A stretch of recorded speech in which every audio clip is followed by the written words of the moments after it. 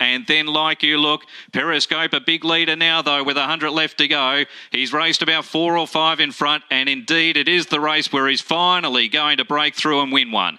Periscope home by about 5 or 6 on the line. Joined by Sea Princess, who's now at full steam. Sea Princess took a narrow lead from Infatar, Euphemia and Little Miss Dottie. Sea Princess just had it, though, and she'll win. Sea Princess about a neck to Infatar and Little Miss Dottie. Past Fan Club, it's Mighty Feet, but Hasseltoff is coming with every stride. Big Hasseltoff moving up after Mighty Feet, who has a slender lead, but not for long. Hasseltoff's got it, goes straight past it, and it's Hasseltoff's day today. He's down from Fan Club, who picked up again.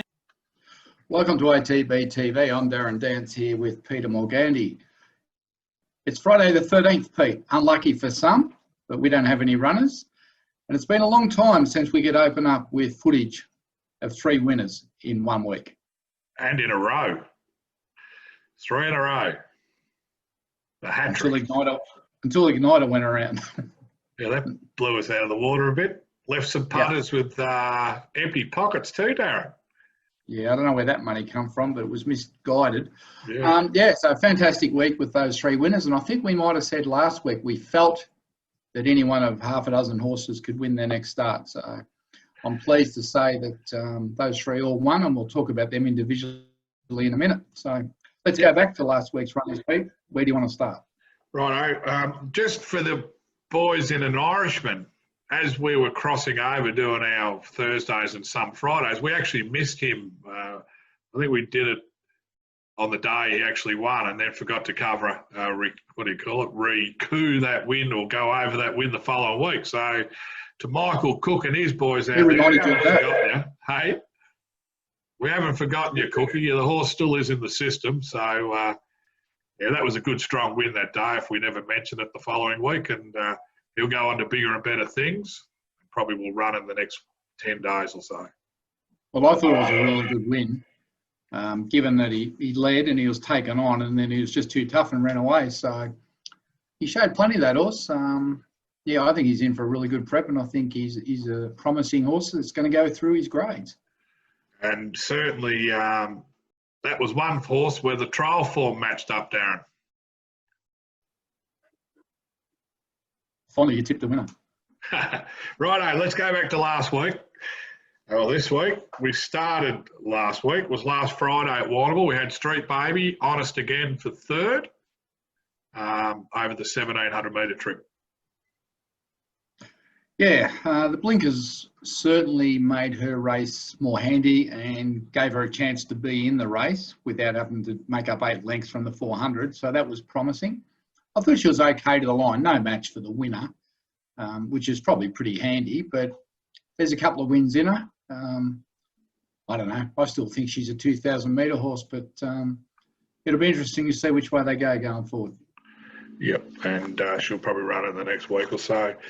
Later that day, we had 2 in the 1 race. I'll start with Maisie Motion, who went up in grade from her good maiden win into the open benchmark 64. And she ran 7th, but she probably just lost her position in the race, just coming to the turn and into the straight, and then ended up on the wrong part of the track.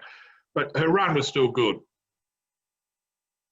Yeah, you can't bag her for that. Look, the fence was no good. She ended up there stuck in behind a slow horse and just lost her momentum there a bit, I think. And had she have been sort of 3 wide, trucking into it, she's just won bats the last 500 or 600. So she's one that's got to build her momentum, get free galloping room, and she's got to run her race, not be in a position where she gets dictated by those around her, and then she's not a sit sprinter. So just put a line through that. She's going well, and I think next time, when she's out, she'll certainly be ridden in that fashion, and she'll be a chance to bounce back. And she was in today, and obviously scratches the harness. No, just that 7 days, not quite long enough for her, I think. Yeah, good move. Pat's learnt that, she didn't eat up and she hadn't come through, and she's a lightly framed mare that just needs to space her runs. Now, the horse we mentioned that was in the race, I think at the 250 metre mark, they were probably together, and that was Cracksman. But he was working into the race, probably 3 or 4 off the fence. He did get held up a little, but he was strong through the line. And look, he was only half a neck away from second. The winner won okay, but he was very good late. Yeah, look, he a lot of people might have missed him because he was in the club colours. But look, he is first up. He's a horse. I think it's the first horse we bought for a long time on English online, and I think it's been widely reported how many winners are coming off that auction system. But Danny O'Brien had him previously for a client who was only interested in group quality horses. We bought him as a bit of a staying type, can run around some of the country cups, you know, and yeah, might be a little sneaky chance one day to get to the Trang Cup or the Warrnambool Cup. But first up, unsuitable distance. I thought he hit the line good. As you said, he was slightly hampered, but he's come through that run really well, and we'll talk about him in a sec, where he's going next. Yep. We had no runners on a Saturday, which was the last day of the Spring Carnival in town, but we had Write Your Name first up in the China Bowl, or I think it's still called the China Bowl, or something similar at Ararat. And while the winner was too good, being up on pace, Write Your Name was good running into second, strong on the line. Yeah, it was an outstanding return. Obviously, the winner, as you said, had city form and taking it there because it was a class above that field probably. But Write Your Name was super. He attacked the line. He was actually taking ground off the winner late. He looked like he had his real zest back for racing. And, you know, on that Ararat track, I thought he was ridden brilliantly and really attacked the line late. Big gap to the rest. They were clearly the two horses out of that race to follow. And I think Write Your Name would have good upside from there. Just ran into one that probably shouldn't have been there. Was probably better than him. And that happens. But I think he's in for a good prep.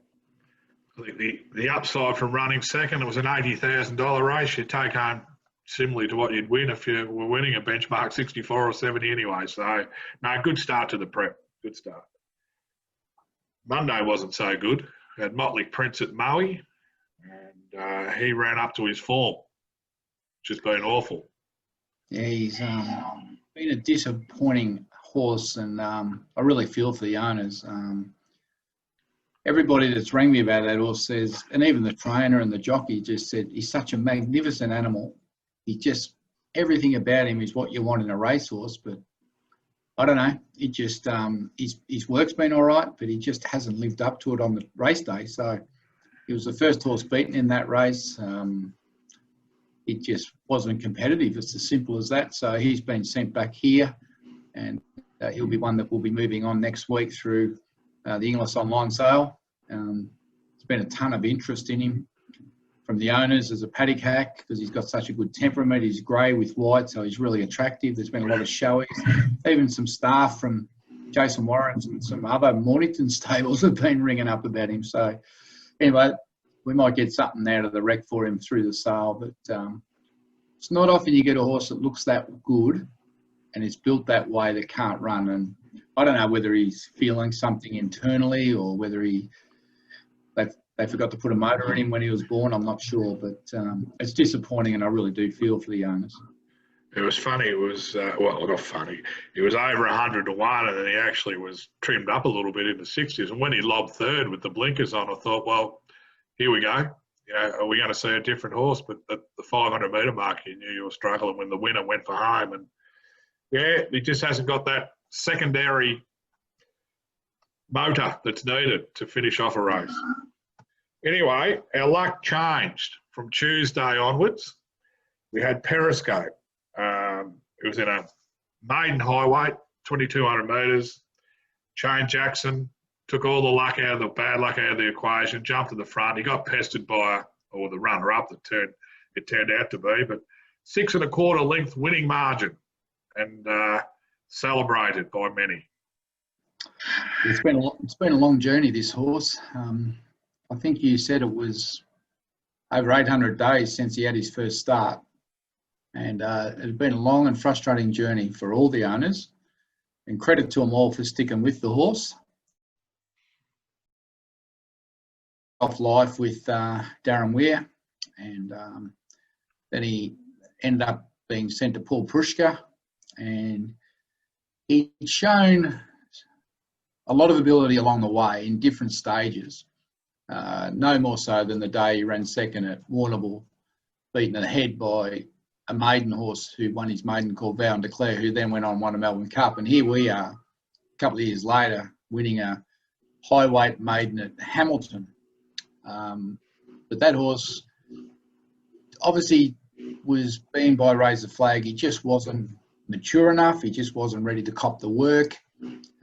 He probably had growing pains. There was never anything major with him. It was just little stuff. And Paul could never really get him sound and able to cop the work. So, yeah, he ended up coming home, and look, he was just a horse in the paddock for, I suppose, 10 months. You know, he rarely, well, I don't think I ever saw him gallop around the paddock or rear up or do any of the things that good, healthy young horses do. He basically spent his day under the tree. He'd go and eat, he'd go and drink, he'd stand in the shade, and he was just there. And credit to the staff here, Shelley and Tom, they never gave up on him. They loved him.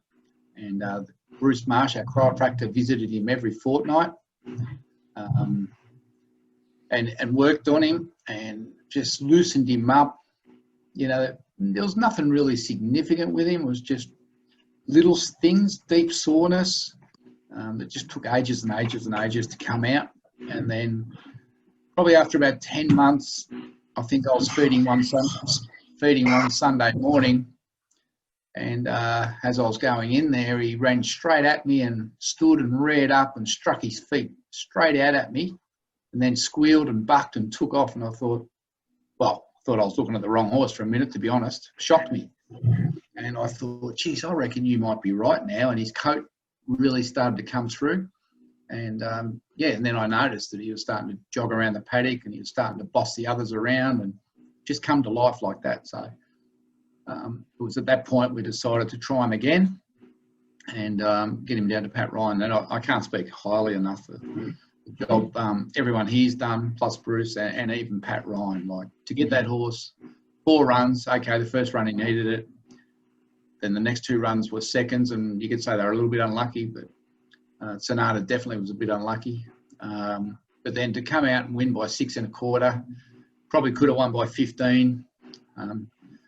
Shane Jackson probably needed to buy a neck brace the day after the ride, because he looked around that hard and that often to see where they were.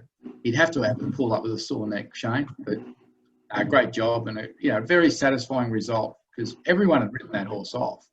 And I've often wondered just how many horses are wasted through this industry because people, take a commercial view, and the horses be able to persevere and take time. It's credit to the owners. Funny, I said to Shane, you had a copied off Dean Yendall. That's Dean Yendall's trait, looking back through his legs. And Shane made the comment that my view would be a lot better than Dean, so I've got longer legs. So Turkey Legs Jackson, they call him, and that was a good result. Fantastic. It obviously significant to yourself too, Darren, because these things can go pear-shaped and you can be made to look like a fool. Well, you can have this horse here for a year, and, to keep a horse $25 and then to put him back into work, and takes 8 weeks to find out, 8 to 12 weeks to find out if it's going to be competitive and sound. You can burn 15 grand, 20 grand real quick. And if it goes pear-shaped, you look like a mug. But, and look, that's probably happened in the past, but I was pretty confident if we could get that horse right, he'd be right. But really, really proud of the team and really grateful for the result. And the bit of vision Pat Ryan sent to us the next day of the horse in the paddock with his stable, paddock mate, I just can't think of his name. You wouldn't have, 24 hours after the race, he was pig rooting and jumping. I'll actually put the vision up and people can have a look. Periscope. Wave flags. His little mate Golden Flag.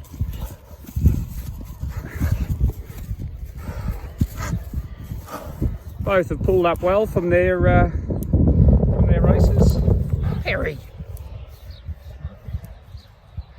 proud of himself, the little man, to say the least.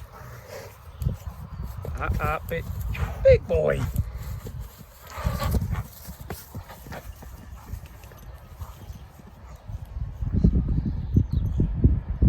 I'll map out a plan, but as you can see, they don't pull up much better than that. So he'll come out the day paddock, and the big fella, settle down.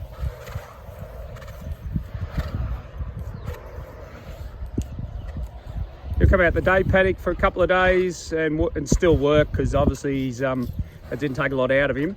I'm thinking about, there's a 2,800 metre 58 at Kyneton, about 5 or 6, it's about 6 days before the Jericho race.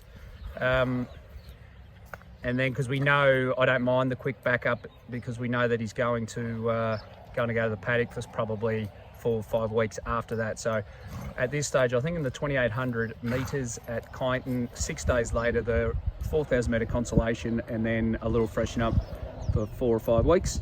But yeah, he's pulled up a street. When he come home, he was the horse that was getting picked on by the other horses, and we had to move him out of the paddock, couple of paddocks, because he was getting picked on and bullied and pushed off his feed. So for a while there, he just went in on paddock on his own, but right in that last month, he became the bully. So he became the boss, and then we had to move the others. So to see him doing that in that video is exactly what he was doing when I realised that we had him right. Yeah. And look, Pat's mindful too what the horse has been through. I think he's got a couple of races earmarked, and then he wants to give him a break to say, well done, we'll give you a freshen up, and then, we've got all next year to roll through with hopefully a healthy stayer. Yeah, well, I don't want to see him ruined over the summer months on these, firmish tracks. So I think it's a good move if we can get him through his next couple of runs and, give him that break and go to the paddock a happy horse. Yep. So there's no reason why he won't come back a happy horse. Righto, so that was good. That was the start. I actually texted Pat last night and said, you got the ball rolling. We went to Wangaratta yesterday, and it was great to see this filly win, see Princess. Must admit, I was a little concerned mid-race when they slowed to a walk and she started reefing and tearing on Craig Newitt back in the field, but you just got going at the right time to get her into the race. And look, she was too strong and too classy in the end, albeit very new. She wanted to hang, and I think even the stable said she's never been in front in a trial or anything like that. So that part of putting the race away was a little new to her, but she got the job done. Yeah, well, the male was strong. They essentially declared it to the owners as winning, and like you, when they jumped and she went back and then there was no speed and she was pulling, and I'm thinking, here we go. And I know it's not a long straight there, and credit to Craig Newitt, got it going. But the second favourite, which was well backed, was leading on the fence. And I thought, well, gee, we're back second last pulling. Then we had to come 5 wide to get around them. And then we had to flatten out and hit the line. And yeah, as you say, she wanted to duck in, and he had to switch the whip, and then she wanted to pull up. So everything was there to say that she was going to get beat. But no, she found the line strongly. Talking to Sam Friedman today, he said she's got plenty of upside. She would have learned a lot from that. And once she learns how to put them away, she's going to be a nice filly going through grades. And he's got a race picked out at Sandown for her in a couple of weeks. So, but he did say she'll be better in 2021 than whatever she does this year. So she's still a little bit immature, but she's a beautiful filly. Came from the Easter English sale. She was very late in the sale. I think we had to wait till about 7:30 p.m. And I think the auditorium was about 20 people left out of the 500. And I think it was David Wagner and myself sitting at the table with a bottle of red, waiting for her. And I'm sure because it was 7:30 and most people had to get to the airport to get home because the planes were leaving at 5 and 6. I'm sure she was 50 grand under what we thought we'd have to pay for her. Yeah. Can't remember the exact price, but it was probably somewhere around 120 to 150. But she's very well bred. She's a cracking type, and yeah, she's going to repay us. Yeah, and as she's learning the craft, they are perfect races during off-spring into the summer. You'll get those fillies and mares races, 6 or 8 or 10 in them, you know, upside. She can get out to 1,600 and beyond. And, yeah, it'll be, you know, just another block in a career as it unfolds into next year. That evening, we had Pakenham, and we had 2 runners, but another horse that, through nothing but just sheer bad luck, hadn't chalked up a win in his first 4 or 5 starts, but he got the job done, probably in the fashion that we've been waiting to see, and that was Hasseltoff. He gave him a start and mowed him down, and he was soft on the line, winning by a length and a half. Yeah, it was a dominant win. As you say, he's a homebred here with some good clients, and unfortunately, it's the only foal out of that mare. I think she was halfway through a second pregnancy, and she passed away overnight just in the paddock. So it's the only foal. So normally that means they're going to be bloody good horses. Rule of thumb. Yeah, look, he put together 3 seconds in his first prep. Had no idea what he was doing. Probably ran into a couple of smart horses along the way. Always showed plenty. And I remember when he was out, some of the horses that had been racing around him were all winning all over the place. And I'm thinking, geez, you know, like, surely we get our chance. And he's come back gelded. First up, we went to sale on a heavy 10, which, you know, he didn't really handle when he let his head go, but he still ran third on ability. And that tough first up run probably cleaned him up. And they didn't miss him last night. I think it was even money. And he put it all together and he lengthened out on that beautiful big Pakenham track. And he put him away, you know, with some domination. And he's another horse that I think will be going to Sandown on the 25th. In fact, he might be in the same race as Sea Princess, but we'll look forward to watching his career. He's a lovely big horse. Got to keep him on the big tracks. And I thought Michael Rod rode him an absolute treat. Good jockeys look good on good horses, don't they? They just nice balance, clicked him up when he needed to, revved him down when he needed to. Yeah, just look after the horse beautifully. Well, on the corner, I thought, gee, are you too far back? Like, he's coming around him, and I'm thinking, are you too far back from, because the leader kicked. Yeah. Within 4 strides, he was right there. Yeah. You know, I don't know what he ran his last 200 or 400 in it, but it would have been some time because he went from being, I don't know, 6 or 7 off him to right there within 4 bounds. It's always good when you get the jock come back, and he said the first thing he wanted to look at was his sectionals from the 400 to 200. Now, that gives you an indication that, I mean, he's ridden thousands of horses. And I suppose it's the only ones with the above average ability that give him that type of feel. So let's hope going forward he's right. Congratulations to all those owners. Fantastic. So that was 3 out of 3, Pete. Yeah, just to pull us back into line so we didn't get too far above ourselves. The horse that was sensationally backed off the map, none of our money, Igniter, ran last. Well, he was 14s into 5s, and I was getting all these texts from the owners as the odds were rolling in, saying, what's going on here, you know, what's happening, because we weren't told it was a special. But it's interesting how it works, Pete. He was $14, there was a few scratchings, so he came into about 11. And then Ascari got on and started talking about his Bendigo first up run, how he was really good through the line and after the line. And then it was just like everyone sitting at home with money in their account just unloaded. And he nearly started favourite. Like, he came in at one point to $5 and went back out to $5.50. But look, we weren't that confident. Second up over a mile. He's a horse that normally takes a couple of runs. However, that run was terrible. It was horrible to watch. And I thought to be honest, he'd broken down. But the reports are he's come through the run all right. He's just really flat today. So his pre-race blood was perfect. So we're just going to run another blood today just to see whether his white cell count's up or not. Whether, you know, he might have, you know, you don't know. Maybe he's getting a virus. Maybe second up syndrome, or maybe there's another issue going on which the owners are well aware of. So we just got to work through it now. So he's not a betting proposition. We certainly didn't back him last night, but I got a theory, Darren. Yesterday, the TAB obviously were out last Saturday for 24 hours, even into Sunday. Yesterday, they loaded all the patrons' accounts with free bonus bets.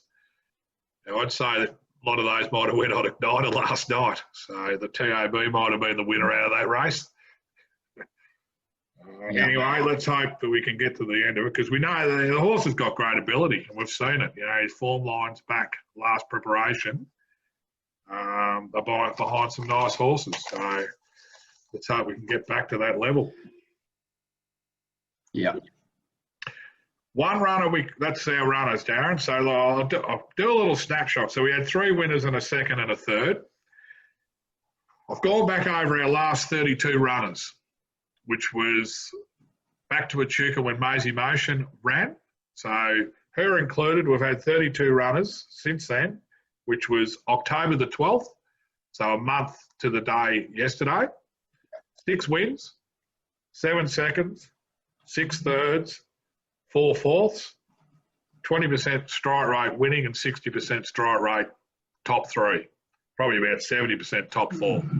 So it's amazing how we can all turn around. I think all along we did hope, we predicted, but we hoped as well that those wins were going to come at some stage, and thankfully they're starting to roll. Yeah, well, we've been on about the fact that we've had a real clean out of horses that either reached their mark, didn't have enough ability, or had other issues. So a lot of horses have gone by the wayside in 2020, and we've had to wait for a lot of these horses. And I think, as we kept saying, due to COVID, there's no official trials. Trainers have been forced just to do jump outs and work them on their home tracks. So you can't get these young horses away for education unless you go into the races. So it's made it extremely difficult to get them up and going. And finally, you know, where the wheels turned, and you know, the next 6 weeks, I would think that we'd have a good run. But given that we're racing a lot less horses than we have in the past, we're probably going to go through a quiet patch again before these horses, these spell and come back. So we know all that, but it is pleasing to see these young, promising horses coming out and starting to show us what they can do. For sure. Going forward, we spoke about him earlier. The only runner we got accepted for in the next 3 or 4 days, and that's Cracksman at Donald, benchmark 64, 2,000 metres, so a step up from 17. It's a quick backup. It's a 9-day backup. Stable or wrap with the way he come through the run. Declan Bates stays on. Gate 3, I think it is. If he's not winning, he's not going to be far away. I know, you know, we're talking about a horse that's 1.5 miles, probably be his best trip, but you just get the feeling if he can just improve slightly off the run at Warrnambool with the extra 300 metres, he won't be far away on what generally is a really good surface at Donald. Yeah, it's a nice track for him. He's $6, Pete. I reckon he's unders. I would tread warily about backing a stayer second up. Traditionally, they can put in a flat run. I know Lindsay's very keen on him third up. I'm not sure how keen he is on him Sunday because I haven't spoken to him about it. But I think he could be a horse that could come in and start $3 or $4 and get beat, and everyone will be going, "Oh, what happened there?" But I'd just be a little bit reserved unless owners, we get a late push from the trainer, which will be luckily for them. But at this stage, I'm just a little bit concerned about. But it is Donald. It is a 70 or a 64? 64, yeah. So, you know, Probably he's down in grade. Probably we're talking about. Sorry. We are talking about him being a sneaky Terang Warrnambool Cup horse. And anyway, I'm sure Lindsay will let us know pre-race. We just want him smashing the line, Darren. That's all we want. Win, lose or draw. If he's hitting that line, it'd be great. I think the race Lindsay's got at mine, I think it's on Jericho Cup Day, and it's a 2300. So obviously and 1 and 1 together, you know, where he's aiming for. But Toby runs well on Sunday. La Pietra is the only other horse that we know, and I think that's Maui next Thursday. So in between time, we haven't got too much. We can sit back and just reflect for 3 or 4 days, or we'll get some other work done anyway. So horses that will come into play later next week are Connery, Cup Day at Ballarat. Loudspeaker, Mitch has got about 5 races picked out. Maisie Motion will come into play. You've got the likes of Southern France, what they do there. Street Baby, obviously, with Daniel. Supreme Thunder, an Irishman. Like, there's plenty there. And you know, you read those names out and you think, well, they're going to go there wherever they go and be competitive too. I'm just having a bit of a chuckle here because Swanee and her foal are in the paddock outside the window that I'm looking through, and out of the 40 mares we've got, there's one mare that's really hard to catch, and that's Swanee. As soon as she sees the head collar, she's off. And Shelley's doing her best to corral her, and she's just really cunning. So now I guess that there is a lot of good horses coming up. Southern France might even be amongst them at this point, and Mind the Crack. But let's talk about La Pietra, because she is going to Maui next Thursday, and by the time we go there next week, that race will be run and won. Yep. Her run at Ballarat, first up, was very, very good. She was first up over an unsuitable distance, needs further, obviously, and just didn't go down by a big margin. I think Makamani might have beaten us there, and there was a massive gap to third. So that's always a good sign when you see your horse run second, get beat by a small margin, and then a big margin to the rest of the field. So Maui, she'll need to draw good, and she'll need to get a good run because it's a tight track, and she's a lovely big Piero mare. But geez, you know, she's one of those ones, Pete, we thought that her and Supreme Thunder, when we step them out next time, they're going to be hard to beat. And Loudspeaker went around that day as well. They were the 3 seconds that you would think, well, you know, wherever they go. It's funny. Mitch report during the week, Loudspeaker had the best last 600, 400, and 200 for the day at Ballarat. This is a horse that we had her on the train to nowhere there at one stage, and talk about a horse that I had a sack halfway through the race when she was out the back. Yeah, so I'm thinking about putting her in the online sale at the 600, and then I couldn't believe I was listening. I thought he was calling the wrong horse, to be honest. But she hit the line, and yeah.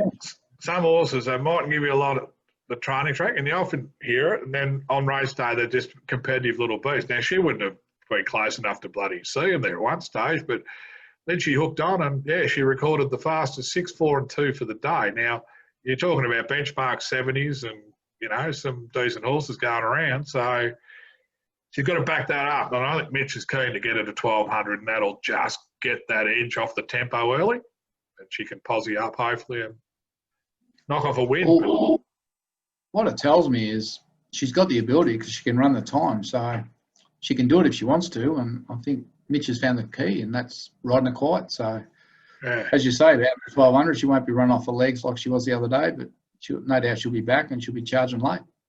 Not unlike her older sister, Heater Fox, when she won at Bendigo that day. She was way out the back and you wouldn't have gave her hell. And then she exploded, you know. So the similar traits. Yep, definitely.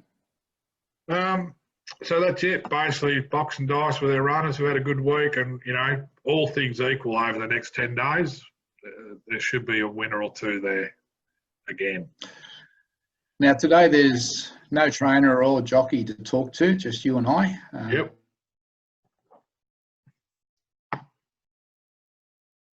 But next week we'll have a special guest. No timing of this and the fact that I've got to do a walk-on as soon as we get off live. But yeah, we will get another trainer on next week, and we'll just keep that until it's confirmed. But I guess the other thing to talk about, Pete, is the tipping competition. After 10 rounds, after 9 rounds, it comes down to the 10th. I know the numbers have dwindled from about 130 to 60 that have stuck fat and gone all the way through. And Some haven't scored too many points, and some have been mediocre like us tipsters. But there's 3 that stand out, and only 3 can win. Richard Wilson's on 26 points, Louise Vaughan 23, and Eddie Cook on 22 potentially can tie with Richard. So the other 60 of us can just pick away for fun. It's a Zipping Classic is the race tomorrow, and yeah, 26 points, possible 36 so far. It's not bad, not too bad. No, it's been quite interesting to watch it unfold. What it makes you realise, you only need to have a couple of bad weeks or go the wrong way and you're out of the game. But yeah. No, full credit to those guys. So it'll be interesting. Zipping Classic, pretty tough race. Yeah, I haven't had a good look, to be honest, but I know we won it last year, Southern France. Yeah, we won it with Southern France. So this, tomorrow would have been our traditional ATB Christmas party day, which obviously is not happening. It's going to be a different Zipping Sandown Cup day for us this year. Yep. But, that race is tough. I wonder what the 10,000 people that usually go to Dunkeld are going to do tomorrow. That's the traditional day. And all the minibuses are going to be sitting in the sheds rather than on the road. You feel sorry for those little clubs. They're one day to make hay, and it's been taken away. But I suppose just the fact that we're racing, we just need to thank our lucky stars. But yeah, there was some announcement yesterday from RVL. Peter, did you catch up with owners and crowds?